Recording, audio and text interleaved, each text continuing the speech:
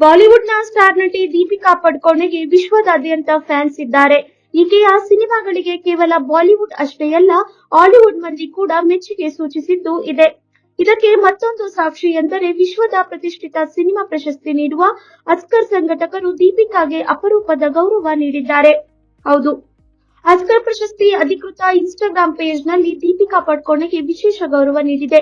ದೀಪಿಕಾ ಪಡುಕೋಣೆ ರಣವೀರ್ ಸಿಂಗ್, ಪ್ರಿಯಾಂಕಾ ಚೋಪ್ರಾ ನಟನೆಯ ಬಾಜಿರಾವ್ ಮಸ್ತಾನಿ ಸಿನಿಮಾದ ದಿವಾನಿ ಮಸ್ತಾನಿ ಹಾಡನ್ನು ತನ್ನ ಇನ್ಸ್ಟಾಗ್ರಾಂ ಖಾತೆಯಲ್ಲಿ ಹಂಚಿಕೊಂಡು ಗೌರವ ಸೂಚಿಸಿದೆ. ಆಸ್ಕರ್ ಸಂಘಟಕರು ನೀಡಿದ ಈ ವಿಶೇಷ ಗೌರವ ಕಂಡು ದೀಪಿಕಾ ಪಡುಕೋಣೆ ಅಭಿಮಾನಿಗಳು ಥ್ರಿಲ್ ಆಗಿದ್ದಾರೆ. 2015ರಲ್ಲಿ ತೆರೆ ಕಂಡಿದ್ದ ಬಾಜಿರಾವ್ ಮಸ್ತಾನಿ ಸಿನಿಮಾ ಬಾಲಿವುಡ್ನಲ್ಲಿ ಅತಿ ಹೆಚ್ಚು ಗಳಿಕೆ ಕಂಡ ಸಿನಿಮಾಗಳಲ್ಲಿ ಒಂದಾಗಿತ್ತು.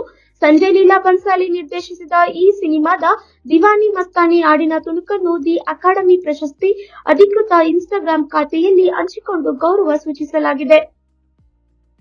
ದೀಪಿಕಾ ಪಡುಕೋಣೆ ಹಾಡಿನ ತುಣುಕನ್ನು ಶೇರ್ ಮಾಡಿ, ಬಾಜಿರಾವ್ ಮಸ್ತಾನಿ ಸಿನಿಮಾದಲ್ಲಿ ದೀಪಿಕಾ ಪಡುಕೋಣೆ ಹೆಜ್ಜೆ ಹಾಕಿದ ದಿವಾನಿ ಮಸ್ತಾನಿ ಹಾಡಿದು.